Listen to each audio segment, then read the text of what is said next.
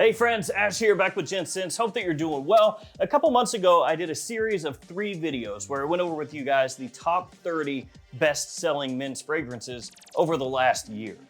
But it was done with the caveat, and that caveat was those results were the results through the first 3 quarters of 2023. The last quarter, that information wasn't available yet, and I said I would do an update if that info came out, and I got my hands on it, and it changed everything in a pretty big way. And I did get the info, and it did change in a pretty big way.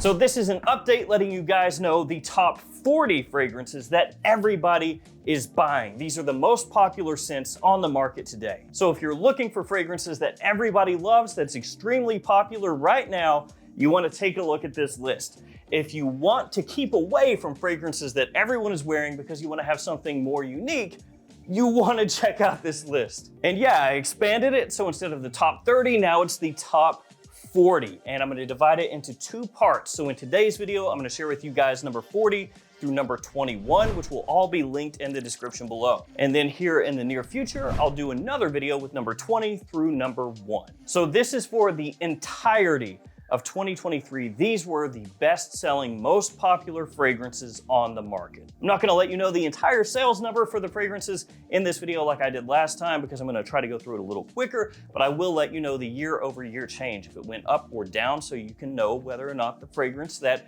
ranked wherever is getting more or less popular. We're gonna kick things off with the number 40 most popular men's fragrance, Invictus. Now, one thing to keep in mind, one thing that I've gleaned from this info over the time that I've been able to access it is it appears that the way that they do sales is if there's an eau de parfum, an eau de toilette, and a parfum, they'll consider that the same fragrance name. But if you have a flanker name that's different than that, then it's considered something different. So what I mean by that is you'll have, like, let's just say Dior Sauvage. We'll say Dior Sauvage, and that incorporates the eau de toilette, eau de parfum, and parfum in that one listing, but then Sauvage Elixir is counted as something separate. So for Invictus, Invictus Victory, Invictus Victory Elixir, all those are not included in the numbers for just Invictus. But if there was Invictus Eau de Parfum and Invictus Parfum, it would be. Invictus Intense, that's not. I know, kind of confusing, but that's how they do it. At least best as I can tell.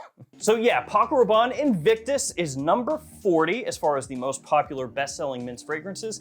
It did dip down a little bit year over year, but not that much, just a few percentage points. So you could essentially say that Invictus is standing steady. It's the same as it has been, essentially. And Invictus is a fragrance that changed a lot when it came out because this one launched a bunch of other fragrances from a bunch of other fragrance houses that smelled quite similar to this one. And to this day, there will be fragrances that come out and when you smell it and it has that certain kind of bubblegummy sweetness off the top, you'll be like, it smells kind of like Invictus. Extremely versatile, big compliment puller, and still pretty popular. Number 39 is Explorer from Mont Blanc. And this one actually went up year over year 25% or so, right around that range. So that is pretty substantial and shows that this is actually getting more popular as time goes on, even though it's been out for a little while now. Explorer, of course, really well known for being similar in ways to Creed's Aventus, kind of a designer Creed Aventus to an extent. Very fresh, easy to wear, extremely versatile, big compliment puller. Makes a lot of sense that it would be selling very well. And a lot of people would actually think this would be selling better than it is. It's actually not the best-selling fragrance from Mont Blanc, but it's still doing really well. So Explorer, number 39, on to 38. And number 38 is Ralph's Club from Ralph Lauren, which is another one that makes sense to me because this is another fragrance that is made to be worn basically anywhere, anytime.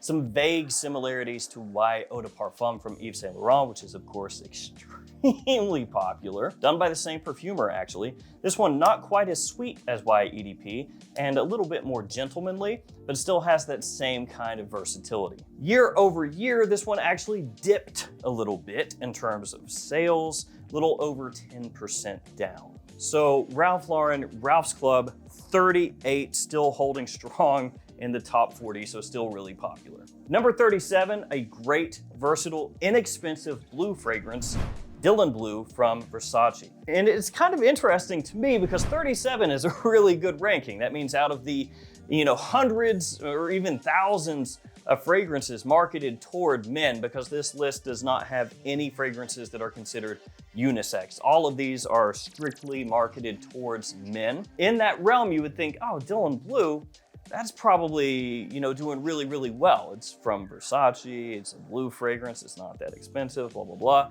You see 37 and you think, that's not great, is it? That's not really that high. But again, compared to how many fragrances are out there, actually, it's crushing it. Of the entirety of the men's marketplace share in terms of fragrances, all of these that we've talked about so far are about 0.7%. So you can start going down further and, get to like, oh, this one is 0.701, this one's 0.702, that kind of deal, and it puts it ahead of the other. But all of these are right in that range as far as how much of the market share they command. And when you think about that, that's actually super popular. When you think that this is pretty close, decently close, to 1% of the entirety of the men's fragrance market, oh, yeah, it's pretty nice. I would like that. Yeah. So that's Dylan Blue, 37. 36 is a fragrance that actually moved down when you factor in the entirety of the last quarter. It's 1 Million Lucky from Paco Rabanne. But interestingly enough, its sales were up year over year. Not quite at 20%, but kind of close. And Dylan Blue is actually a few percentage points up year over year as well. Through the end of the third quarter, this one was in 29th, but it did obviously fall down a little bit. Still a very successful year, still a top 40 best-selling fragrance, and still actually went up year over year when you factor in the entirety of the sales of the year. So 1 Million Lucky. Number 35, Jimmy Choo Man. This one seems to never creep into the top 30 and just lurks right outside of it. Essentially flat year over year, so this one not really going up in terms of popularity or going down, just staying pretty much the same.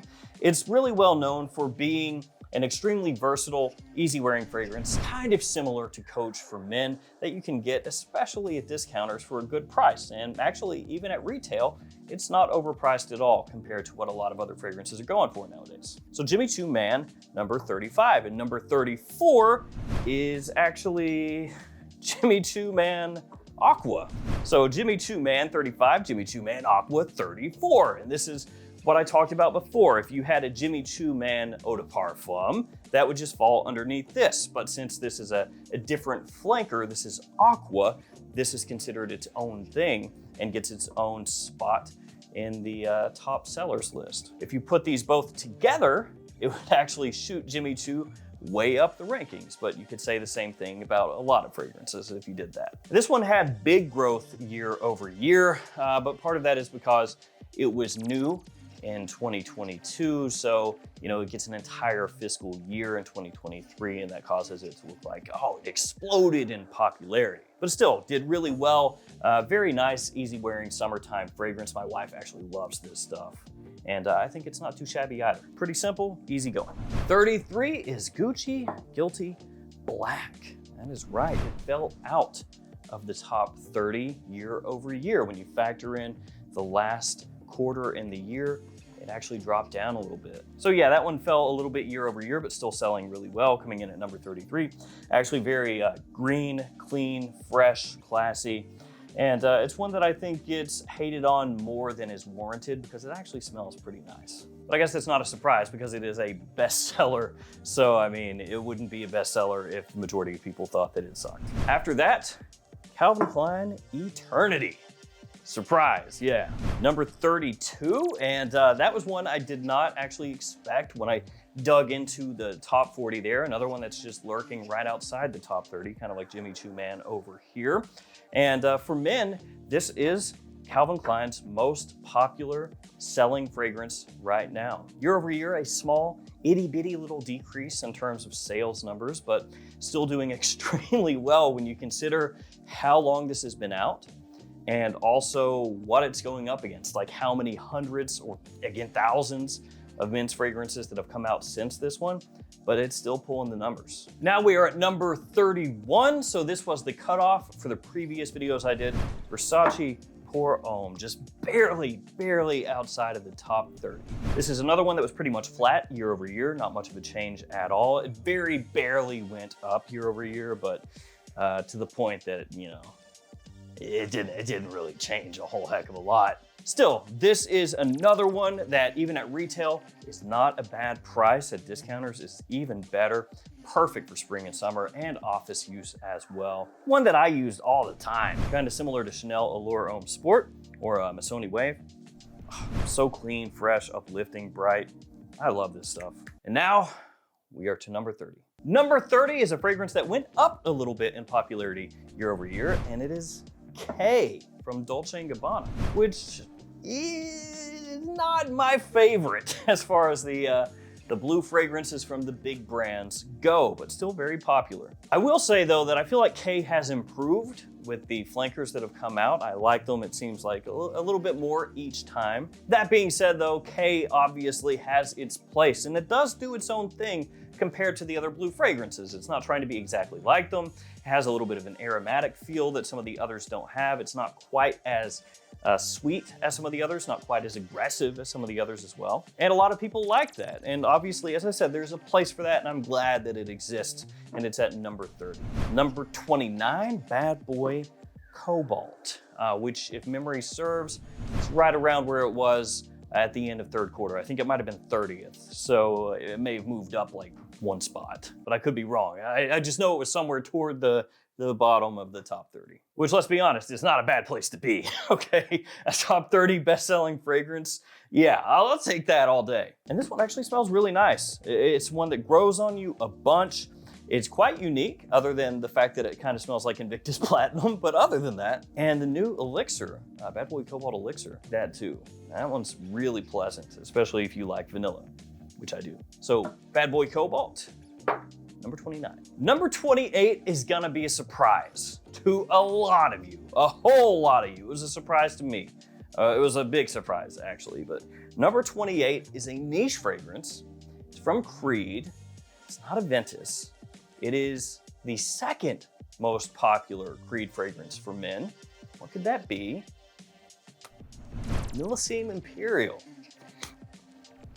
I would have thought Viking, Green Irish Tweed possibly, Aventus Cologne, Silver Mountain Water, you know, any of those over Millesime. Not that I dislike Millesime, I actually really enjoy this one, but no, MIM Imperial is the number 2 best-selling niche fragrance for men. I kind of gave away what the number 1 one is, didn't I? But you already knew that. We'll talk about that in the next video that we do. So MIM Imperial, it did grow year over year, not a huge amount, but a little bit, enough to pop it into the top 30.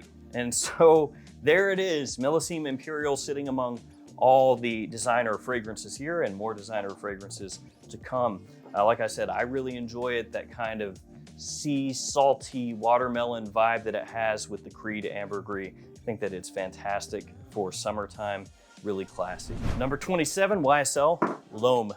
Yes, L'Homme. So this is not going to include La Nuit de L'Homme. It's not going to include any of those other flankers like Le Parfum or anything like that, but it would include L'Homme Eau de Parfum. And this one actually decreased ever so slightly year over year, but still doing quite well. And it makes sense because YSL L'Homme is a fragrance that, I've talked about this before, really I feel helped kick off that almost blue fragrance-y kind of opening. You know, that ginger plus citrus opening that everybody loves so much with Tonka down there in the base. So really YSL L'Homme, even though it's not considered maybe a blue fragrance, it does pretty much what a blue fragrance would do. And by that, I mean, you can wear this stuff about anywhere, anytime, any place, and it's gonna work.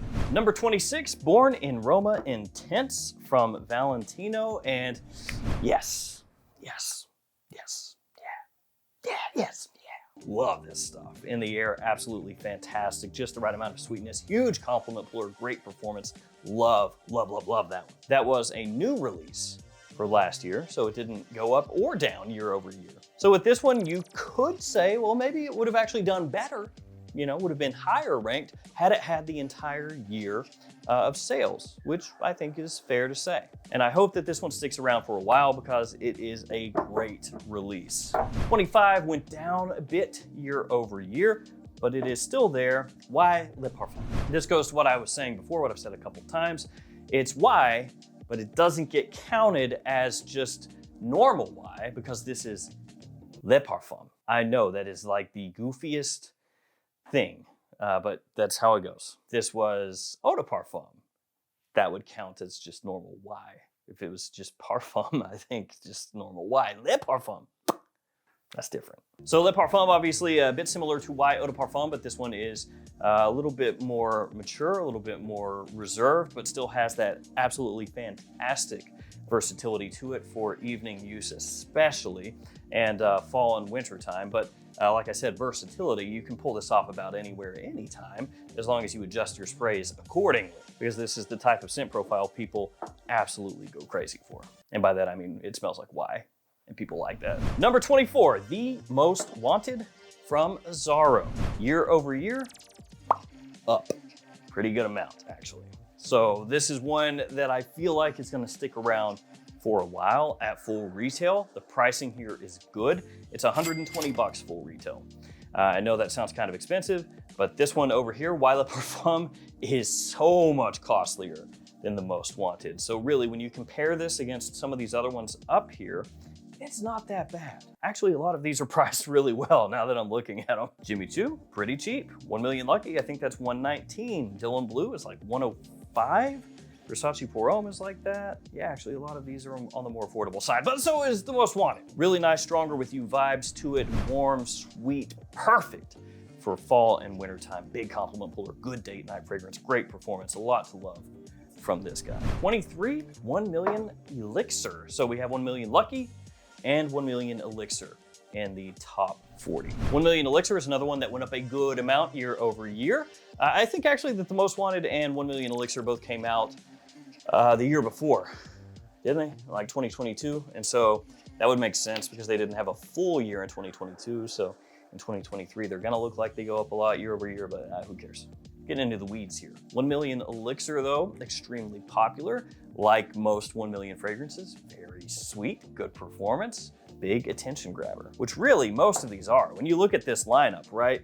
Just an absolute murderer's row of compliment pullers and a nice little classic thrown in. Number 22, we are close to the end of this one, Phantom.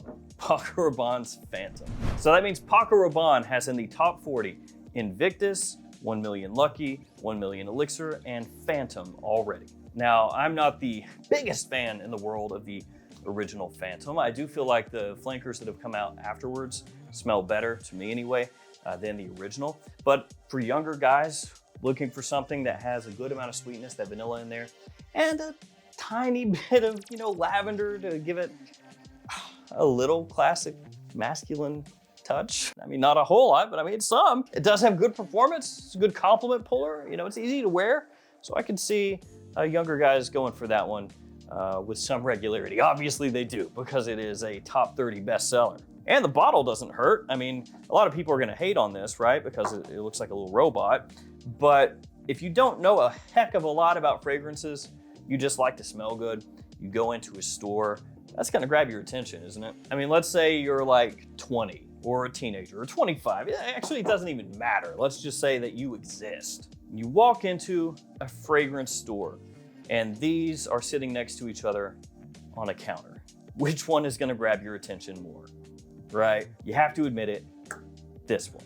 Your eyes are gonna go to that and be like, what is the robot doing here? What is that robot guy? What's his story? This may look classier, but it's just a bottle. Just a little robot friend. All right, last one for this video, Legend. That is the best-selling fragrance that Montblanc has right now. Basically flat year over year, so it just is what it is. Extremely popular. People buy it, people wear it, people buy it again. Smells a bit similar to Fierce. Actually, this crushes Fierce. Fierce is not in the top 40 as far as sales goes. Legend is. So at this point, I don't even know if you say Legend smells like Fierce. Sure, Fierce came first, but guess what? Love it or hate it, Legend did it better, at least in terms of sales. So Legend, number 21, and that is where we stop today. These are number 40 through number 21 of the best-selling, most popular fragrances right now from MIM. So if you wonder what is popular, take a look at all of these, kind of see what they have in common, what they don't have in common, but this is what people are wearing. And I will do the top 20 here very soon, and there are gonna be some surprises there. Thank you guys for hanging with me. Stay safe out there. I'll see you tomorrow with another fragrance video. See you guys later.